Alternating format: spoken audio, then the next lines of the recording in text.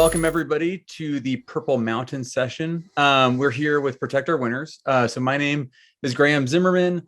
I'm the Alliance Manager over at Protect Our Winners. I also work as a professional climbing athlete, and I am the moderator this evening of this panel. And just for a quick kind of intro as to what Protect Our Winners is, Protect Our Winners is an organization that was started back in 2007 by a fellow named Jeremy Jones that has been working on giving folks in our outdoor community, particularly athletes and scientists and different influencers in the community, the ability to pivot part of their platform to speak on climate change and climate change policy and how we can be working on fixing our relationship with our environment so that we're not kind of antagonizing it with carbon emissions.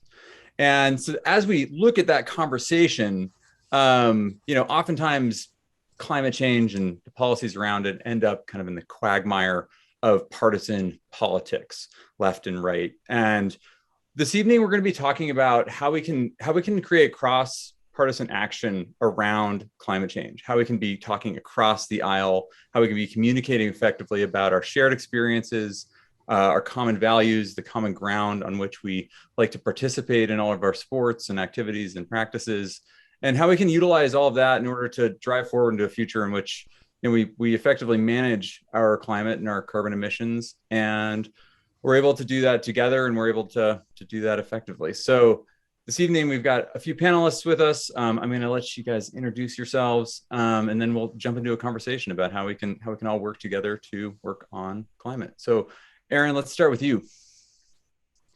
Great, thanks, Graham. Yate, she'e, Aaron, Mike, Yunishe. Hello, everyone. Pleasure to be here.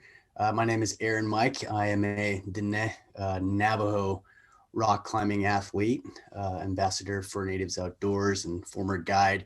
I'm also the Native Lands coordinator for the Access Fund. Thanks again for having me here. Aaron, thanks for being here. Kitty, what about you? Thank you, Graham. I am Kitty Calhoun, and I have been climbing for about 43 years and guiding for about 40 years.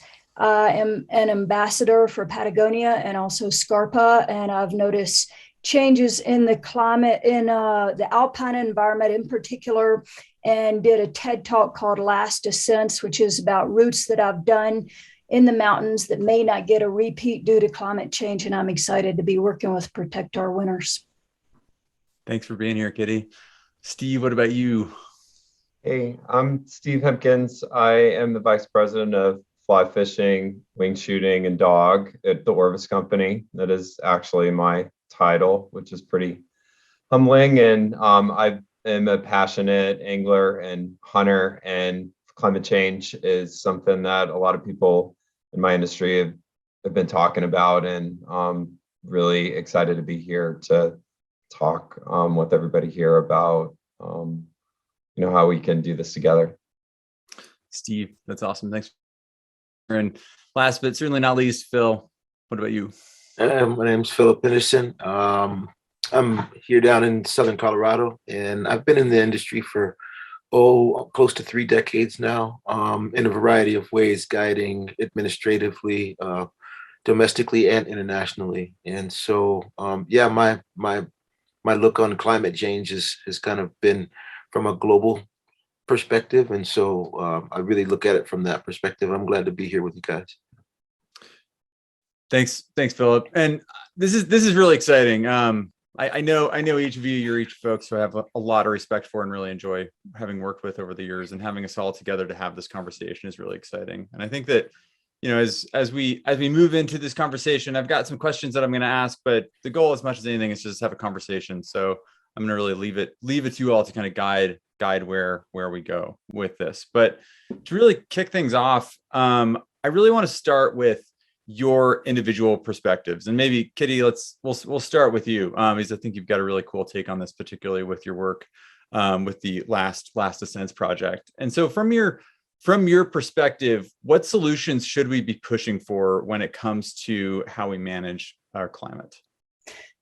I'll get right into it, Graham. I proposed in my talk at Last Ascents that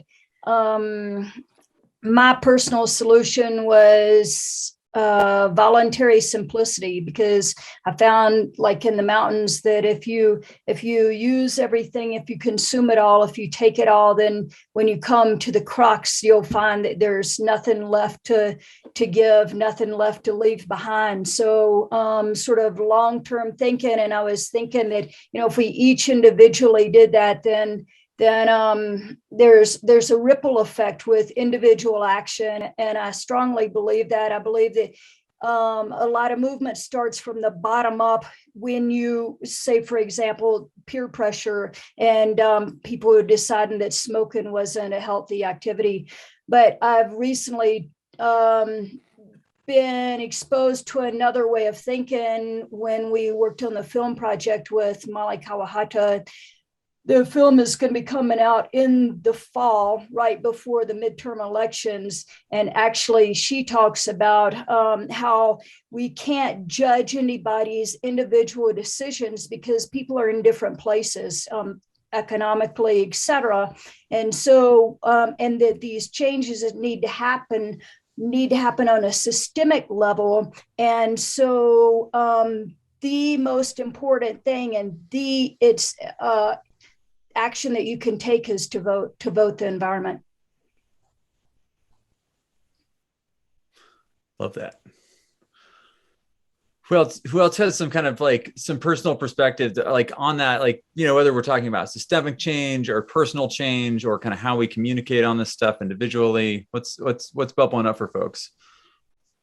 Maybe just building on what Kitty was saying, but maybe taking it up to the high level. I think that there's a lot of systemic change that needs to happen, and so building broad-based coalitions of people that or maybe represent different activities or different industries, different points of view that can find common ground around these issues and can come together as a voice to talk about, to really catalyze action, catalyze conversation, and speak as a force rather than just individual voices or individual constituencies. And personally, I believe and have been really inspired by the work POW has done around advocacy and about mobilizing voters to exercise their rights. And so inspired by the opportunity as a citizen to act and talk on a person-to-person basis and think about my own activities, but also working for a company in the outdoor industry and in the hunting and fishing industry, trying to bring other brands like ours together, and then working with other groups like Protect Our Winners that may represent a different constituency and a different group of voters and consumers. I really dig that. I think that one thing I really am excited about with this group of folks we have here is that we have, like, Steve, you're coming at this from kind of the for-profit side. Kitty, you're coming at it from the athlete side, and Aaron, I feel like you've got your toes, your fingers in a lot of the nonprofit space as well. How do you feel like that parlays into kind of the the 501c3 nonprofit space as we kind of look at how we communicate on this and as we look for solutions? Yeah, I mean, most of my work focuses on, actually, I really liked what was said just a second ago, because we all share this sort of, this connection that we've really formed with outdoor spaces. And as athletes, we see it pretty clearly early on. It's in our faces, whether it be no snow, record heat waves, drought. We see a lot of that on the athlete side, but I wanted to mention a thing with that is as a Dene man, as Navajo, we are also like, I'm coming from this perspective of like two different lenses. One is the athlete side and being on the being outside and seeing everything, but the other side is from the indigenous standpoint. Who are, the original stewards of the land. when we see all these big things, these big issues that we're seeing with the climate crisis, I try to think of like what the solution is, like, and what solutions that we should move towards. And, you know, that requires some really big solutions and some broader thinking, as Steve mentioned earlier. And one of the big things that he mentioned that I really liked was expanding this Rolodex, if you will, of climate allies, but not just from an organizational standpoint, but with different thoughts about land and different ideas about how to care for land and address address climate issues and propose solutions. And one of the things that I push for in my work is really trying to utilize traditional knowledge, which is, you know, pretty drastically overlooked historically at federal, state, and local levels. I think that's one of the obvious places to start building. So when I do work with these nonprofit organizations, that's one of the things that I try to bring to it. It's just this new lens of how to look at land and how we relate to it, and that it's one of the most obvious to me,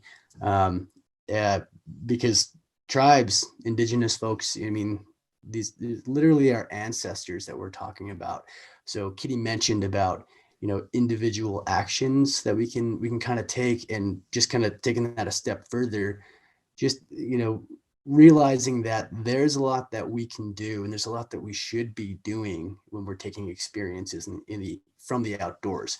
When we go out and, you know, send the project or, you know, climb a big mountain, there's a lot that we can do to give back in many tangible and intangible ways. I think that's really, really important, and it's a much needed pathway to these solutions.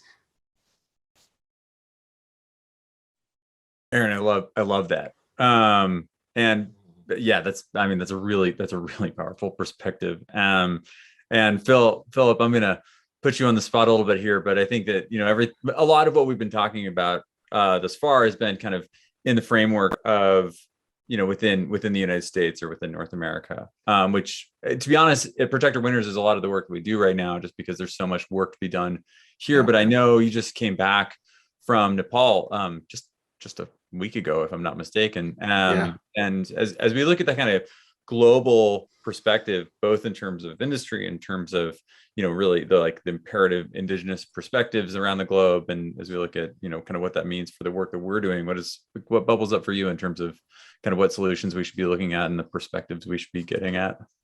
You know, a lot of it for me is, I think it ties back into what a lot of folks say, but it really goes back into that of my individual action.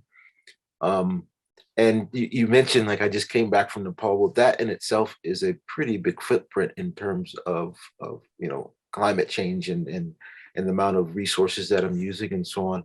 But I think also sharing of resources across those lines. And so what I try to do again is kind of that individual action is, like, to me, production equals destruction. And so how much can I utilize things that are being produced into getting as much out of those things as I can? And a lot of that stuff comes from, like he was just saying, from indigenous communities, people who have been doing these things for a long period of time. And so we don't really have to reinvent the wheel in terms of how we utilize resources or how much resources we extract or those kind of things. I give you an example in that, you know, my father, I know that used the same pair of shoes to work in the yard for 30, 40 years. Like, he always had the same pair of shoes. That really, it resonates with me. And I see people when I travel, again in Nepal, and I see people who use resources until there's no longer a use for them. They're literally dead in the water. And I think that by adopting these small things as an individual and using resources as long as we possibly can, or sharing those resources when we do have a large footprint of travel, but if I can carry those things to get more life out of them instead of them going into landfill, something like that. So there's kind of there's a trade-off in both sides. It's like I can actually learn from being engaged with other communities, but I also know that when I come home that there's certain small things that I can do and then teach other people that can, I think, have a larger impact from a small piece of the community, just from your individual choices, I guess you can say. Yeah, that's awesome. And I think that's something that always comes up for me, for those of us who go and spend time in the mountains, is, you know, resources we have, is the stories that we have from these places and the change that we're seeing out there. And I feel like that's kind of probably that would be sending us in another direction for this conversation, but the whole kind of imperfect advocacy conversation is a good one. But in an effort to keep us on track with our subject, you know, I think that we've talked about, you know, we've talked a little bit about this, you know, some of this perspectives and solutions that we see that can, you know, kind of get us out of this, you know, climate crisis that we're currently in. But as we look at, you know, what's getting in the way of those solutions, and like particularly in terms of how partisan politics are getting in the way of climate action, both in the United States, you know, on the local and state and federal level, and globally. Like, let's go around and kind of share, like, from those same perspectives, like, what's, in terms of partisan politics, what's getting in the way? What is kind of standing as, what are the barriers to getting this work done? I'll speak. This is a big one for me.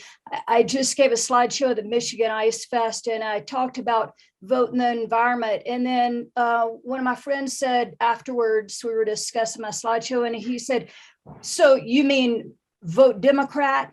And I'm like, "No, that's just an assumption you made." And in fact, Republicans have been making a lot of effort and to address environmental or climate change concerns. And it was at that Protect Our Winters Summit this summer that I met Benji Becker, who talked about conservative politics. He said that in a Duke University study, 70% of conservatives agree that we need to combat climate change, and they're looking for solutions that work for them. And he started the American Conservation Coalition. He said it's when we speak to people in this group that it's important to relate to their backgrounds, like farms, love for the land. And farming is a traditionally indigenous practice. And I've become involved with indigenous people in Hawaii, and their systems of agriculture were intimately tied to the land. They had an intimate knowledge of the land. And I think that it's really important that we be very open in terms of diversity, equity, and inclusion, because a variety of opinions or perspectives and backgrounds is what gives us strength. And that's how we come up with the best solutions to the most challenging problems, as we listen to people from all different backgrounds, and we don't make assumptions, and we don't pass judgment. So I really am excited about the opportunities that we have for coming up with solutions, especially if we don't turn this into a partisan issue. Another thing is that Representative John Curtis from Utah, I believe, started the Conservative Climate Caucus. So again, you know, if we bring this back to common values like clean water, clean air, and health, our own public health, then these aren't partisan issues. This can bring us together as a country. And I have learned from expeditions, have felt the synergy that comes from working together. It's powerful. And that's what we need to be working towards. Yeah, I agree with what Kitty said. And one of the things that she said was, you know, the love of the land. And you really look at it, the love of the land is it's human nature. right? We're all connected to the land. It's just a lot of people have been separated from it and they don't realize that love. But what we're seeing now is a lot of people coming together and realizing that they still have that connection and that love for the land. And so, yeah, that's people. That it's not across any partisan or bipartisanship. It's just people. And I think the more that we do find that common ground and what we all, like Kitty was saying, we all want clean air. We want to be able to farm, I guess, in a sense, those who like that, or, we want our children to be able to do certain things or live a certain way. So when we find the common things that we all can agree to, then we can see that, the politics have to be put aside, because we only really have this one opportunity, because it's only one globe, I guess you can say. So, the common ground, I think, is the real essence of the climate change issue, and fighting it together. Yeah. I couldn't agree more with both of y'all. Yeah, and it seems to be commonplace nowadays. Where I mean, I'm just getting at really important thing is holding our elected officials accountable for what they promise to do and what they're not doing. Because, it seems commonplace now where to see where if there's an issue that's complex and hard to understand, or the solution to it isn't clear or isn't spelled out, there's an opportunity for it to become over politicized. And essentially, it's just used as a way to get votes from us, from all voters. But, I think zooming out a little bit and connecting with everybody, just as Kitty and Philip said, is the way forward with this. Is we all love these lands that we live on. We all have our different relationships to them, but focusing on that zoomed out 1,000-foot view, and holding our politicians accountable for a lot of this and promises and what hasn't been done, rather than calling it conspiracy or denying science. I mean, we're seeing worse and worse problems every day. And, that's what we should do, is we need to rely on our politicians and hold them accountable for when they don't keep their word. I think that Kitty and Philip, when you talk about the love of the land, Aaron as well, just about, that's something that cuts through a lot of the politicization. I think, unfortunately, climate change is politicized. It is seen as political, and it's wrapped up in a broader ecosystem of values and identity. And fortunately, unfortunately, when it comes to certain constituents, and I think about hunters and anglers, many of whom are live in more rural areas or spend a lot of time in more rural areas, there are, I think, things that are very clear to them that are real ideas around climate change, and they're really being advocates and they're being stewards.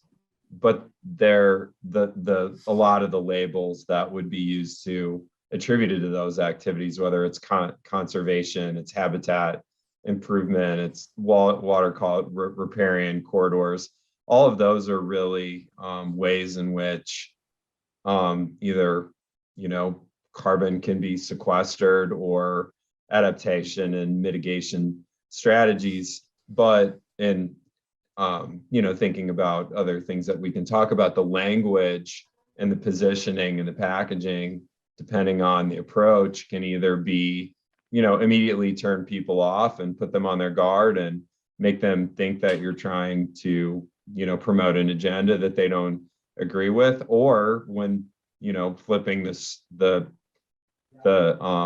script, assuming good intent, assuming that there are shared values, that you might be able to talk to someone on their terms and in language that they relate to, or you use messengers that they trust, because there's a relatively strong likelihood that, no matter that, those of us on this call that identify with a certain ideology or with a certain group, as soon as those signals are out, the people that we're really trying to talk to, they're probably there's a high likelihood that they're not going to listen to us at all. And so empowering or enabling the trusted voices within their communities that they're looking to for information is, I think, another opportunity. Something I just love to kind of like just kind of dig in a little further on that, Steve. And this is something that anybody can answer. But we're talking about language. We're talking about how language matters in terms of messaging. And why don't we get specific? Like, what are some, like, as we look at words that are kind of toxic on the far side, and what are other words that we maybe can use that are less, that folks would be less kind of responsive to in that like negative context? Well, just thinking about the story that Kitty told in Michigan, and the pride of ownership and the reality, just thinking about hunters and anglers, like there's a significant contribution that hunters and anglers have made through conservation, through taxes on equipment that have gone to fund conservation, revitalization, species protections, biodiversity, like things that are benefits to the greater good that hunters and anglers know, but can be looked down upon or criticized for their behaviors or not respecting the wildlife. And so I think really thinking about conservation and about habitat and about wildlife resilience and abundance are things that are really, I think, important and resonant to hunters and anglers, and that maybe people that participate in other areas of the outdoor recreation economy that aren't as closely tied to kind of that immersive, like global interconnectedness can look and see and understand, respect, and maybe play back a level of appreciation and awareness of that commitment and those values, and really the language that's important to that group. I love it. Does anybody else have any kind of experiences? Like personally, I know that we all I feel like most of us live geographically in areas that are kind of politically purple. I know I certainly do out in Central Oregon. Does anybody have any experiences they want to share in terms of like times that you've kind of pivoted the language that you utilized around climate, or really anything, and been able to find common ground with somebody who you thought maybe you wouldn't otherwise be able to? Oh yeah, I'll throw that out. And I live in Southwest Colorado, and there's not a lot of people who look like me around here. So my neighbors, I talk across the fence with my neighbors. We share water. Like I can't get my water without it coming through her land. So we have to talk, we're neighborly. We may not, and we may assume, right, that we're different because we look different. We come from different places and so on. But when we're talking across that fence, we're one and the same because we're talking about something that we have commonality with. And I never talk about climate change. I just say, wow, are we going to have enough water this year? Or are we not going to have enough water this year? We talk about things like that. So I know that the messages and the thoughts are there, at least from my perspective, but just having that neighborly conversation. And what I bring is just someone who's different than, I'm kind of on both sides, that I have people who have grown up here. Their families have owned all the land that I live on. And so to have them having to have a conversation with someone who historically they probably haven't had a lot of conversation with really kind of makes a difference. But I'm conscious of that because I know that, like you're saying, just the word climate change will send someone, out into left field. But having a common ground of something that you share, you can have a conversation with without even using those terms, I think can make a difference in the level of engagement that you can have with your neighbor, or just someone that you run into big R with, when you're buying hay. Doesn't really matter. And so people get to see that people are people, and you can have a meaningful conversation, a constructive conversation, without leaning to one side or the other. That's great, Philip. I would just piggyback that and say, in Indigenous culture, a lot of the way that we talk about, we communicate and we give is through meaningful experiences. And it sounds like that's what Philip is referring to, rather than, of course, specific language is very, very important. But when you share, your context and where you're coming from, like for instance, in the work that I do, some folks don't understand kind of the connection of Indigenous folks to land. It's, when I describe it as, land is literally our ancestors, in our creation stories, mountains and formations came with us through different worlds to the world that we're at now. It's not all the same for all tribes, but land has that. I mean, it's our heritage. It's rooted. And when I describe that to somebody, and describe it as like, oh, well, this area is just like a massive church to us. So it's not the specific, how far do I have to be from the panel, the petroglyphs to bolt? It's not, what do I do when I find artifacts? It's not those specific things, but it's a broader context of what it means to Indigenous folks. Then it shifts something to where like, okay, well, I understand church. Maybe we think about it in this direction instead, and the language will come from there. Yeah. Aaron, that's awesome. And sorry, Steve, go ahead. I was just gonna say, I feel like this juxtaposition is tough, but it's also very American and of our time, which is like another thing that I think can bring people together is around economic opportunity and around jobs, and I do think that fundamentally it goes to a sense of place and a sense of community in a lot of the areas that the outdoor rec economy depends on.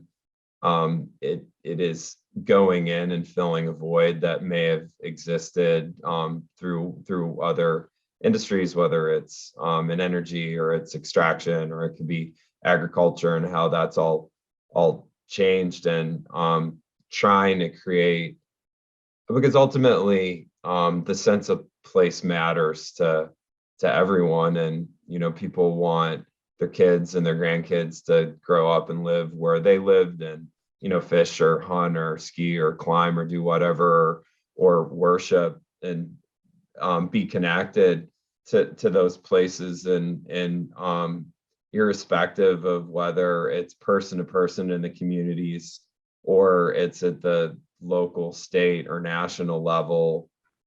People want to hear about, politicians want to hear about jobs. They want to hear about economic activity, economic value, and that whole kind of that circle, I think, is a place where there is a place and a voice for everyone in this conversation, hopefully, to meet and really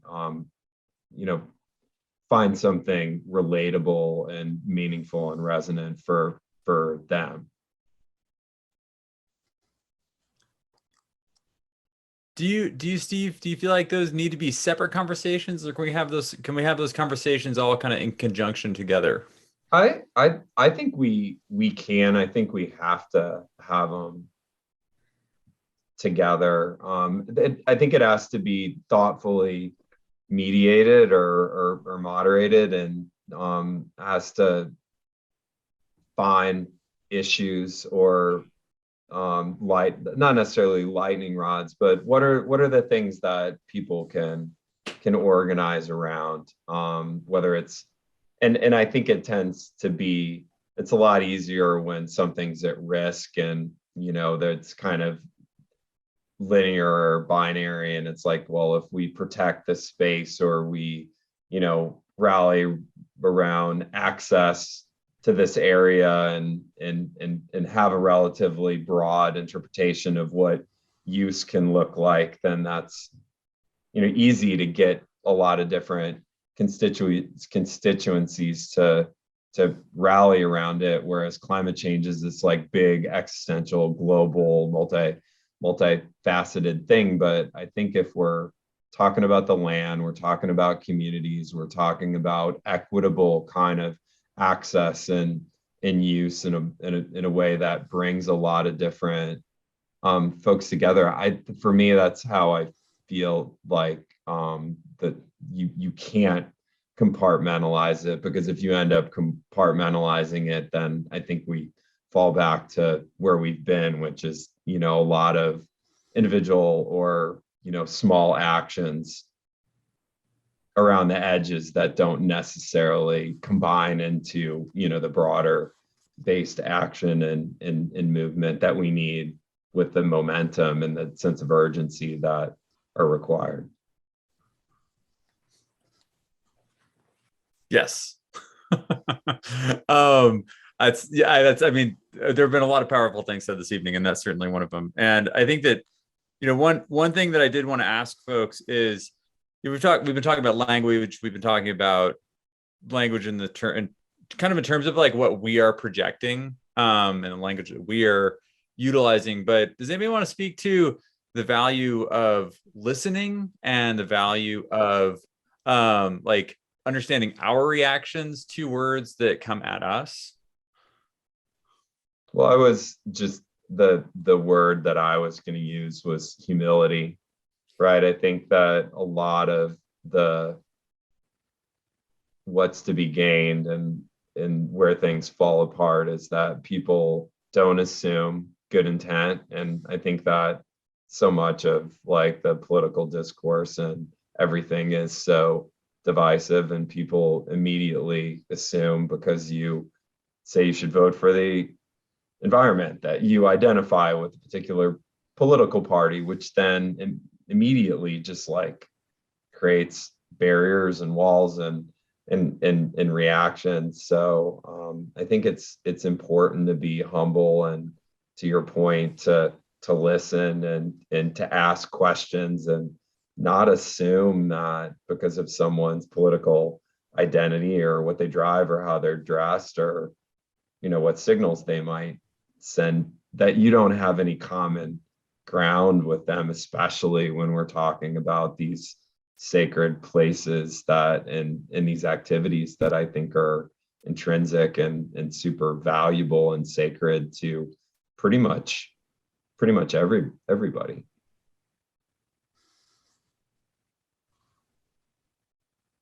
Yeah, does anybody else have any thoughts on that? Yeah, I would highlight the designation of Bears Ears National Monument and Grand Staircase Escalante.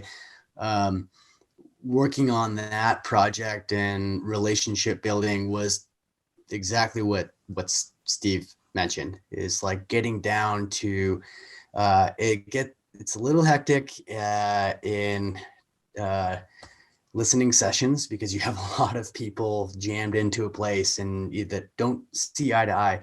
But actually, when you get down to it and you have those personal and meaningful conversations and experiences with people, you do realize that you share a lot more in common than you thought. And moving forward with Bears Ears National Monument, there's a lot of people who opposed it.